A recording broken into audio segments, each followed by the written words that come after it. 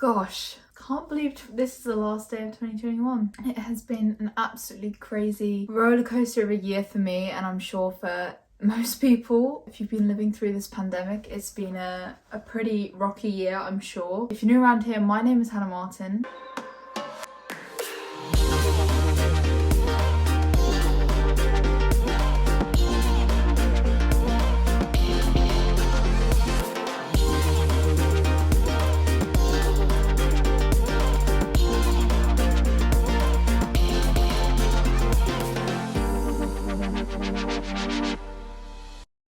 I was a ballet student at the beginning of this year, and now I am a professional dancer. I work in my dream ballet company. This is probably just going to unwrap that journey. When I started in January 2021, I would have laughed if you would say I am where I am today. 1 year ago today, 365 days ago, I remember looking at my mum in the kitchen of our old house. This is our new house. This is not my bedroom, by the way. I wish it was. This is my parents' bedroom.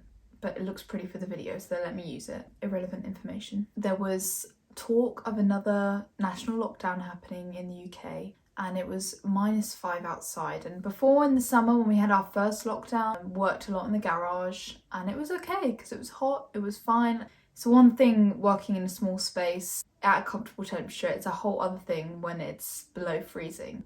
I remember looking at her and saying, if there's another lockdown, I don't know if I can do this anymore. If I have to work in that garage another week, whether I'll actually make it, I don't know if I can do this. And I remember she looked back at me and she didn't get annoyed with me, even though she had a right to. She's worked really hard to get me to where I am today as well. She was just like, I hear you, let's just see how this all pans out. 2 days later, the Prime Minister announced we'd have a 2-week lockdown, which actually turned into a 3-month national lockdown. So that was January through to March. I was in the garage. And you know what, I'm looking back and I'm like really proud of myself that I got through that. Coming into it, this is either like a do or die situation. I'm either gonna go for it or this is where it ends. And me being who I am, I had my dream, I had my goals, I wanted to get into a company. It was my graduate year. I want to see through this year, I want to get my diploma. So if this was what it takes to get my diploma, I'm gonna do it. I'm gonna complete what I started. An ethos I've always had since I was a child. That's how 2021 started for me. So we didn't have the best of starts. Another thing is I hadn't finished my audition tapes to send off to ballet companies. That was really tough, and I had nothing to send off, or nothing that I was happy with to send off to companies. So even when I was sending my applications, the things that I had filmed, I wasn't really happy with. Whether you're happy with the filming or not, you're just always going to get a lot of rejections. I sent them out to loads and loads and loads of companies. Wherever there was an open application, I would send it. I remember sometimes I'd walk in the garage, turn on the heaters, switch on my computer. I'd be in the middle of a Zoom class with my school and I'd hear an email ping, and your heart rate goes up a little bit when you're waiting for responses from companies. When you hear that email sound, there's nothing quite like it. And when you're in the middle of a class, you're like in the middle of pliés, like looking at the computer screen, trying to read it, even the first few words, whether I got accepted. And then you'd open the email after class, and the disappointment sometimes was really, really tough to deal with, because I'm like, I'm here, I'm in this -5 garage, and I'm trying everything I possibly can, and they're still saying no. So that was the first 3 months of lockdown. Now let's talk a bit more about the highs. I got to teach classes, I got to interact with you guys, I got to create content that I had wanted to create for ages. I was teaching maybe 3-4 classes a week, and I was loving that. And building my platform on social media. Talking about the email. Well, that's Argos, that's nothing important. And also getting to spend time with my family. And now that I live away from home most of the time and I hardly get to see them, I didn't truly appreciate how much I got to see my family in the lockdown. To be honest, I spent most of the time in the garage, so I didn't actually see them that much. Also, talking about growing my platform, we made this funny YouTube video called 8 types of dancers on Zoom. That went kind of viral. It was great to see my YouTube channel, all the dreams and ambitions I had for it suddenly were coming to life. In terms of just my dancing, is that I focused a lot on my point work. So in my first 6 months at school, I definitely felt behind in the point work area, probably because of my rhythmic gymnastics background. You know, in rhythmic gymnastics, you don't go on point. You do ballet, but you don't go on point. I definitely felt behind in that area, so I just put those point shoes on as much as possible, did as many rises as I could. If there was any extra Zoom classes going on, Xander Parrish's classes have been amazing.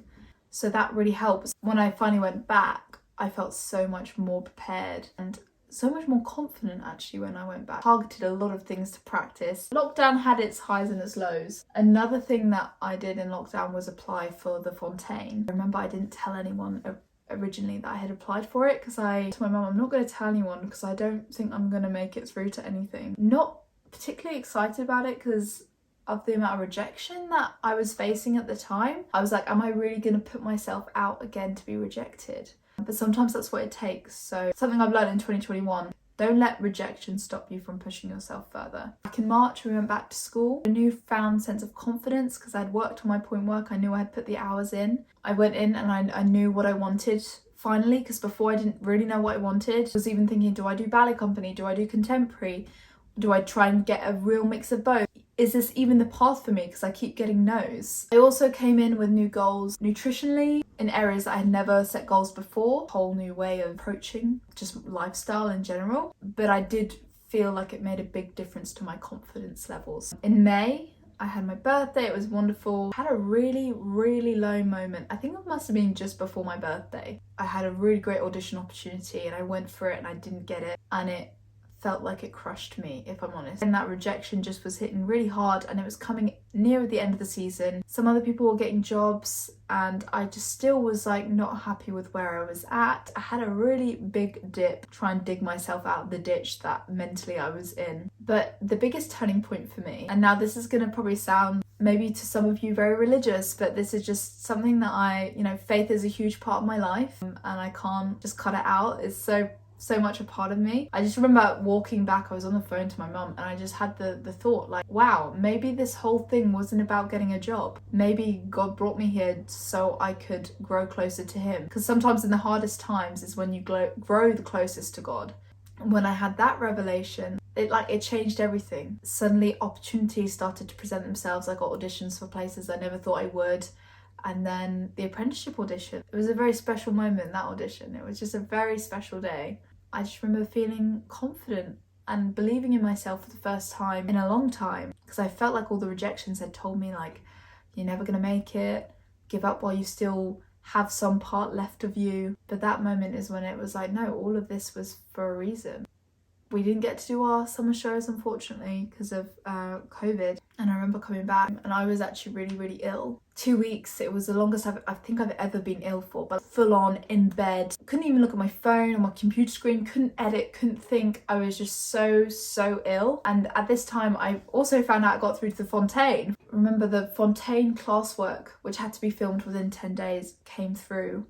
And I was still in bed. I remember going into the garage after being in bed for about 10 days and trying to do some and just feeling so ill still. And I was like, I got to get this. I have 9 days left to get this thing in.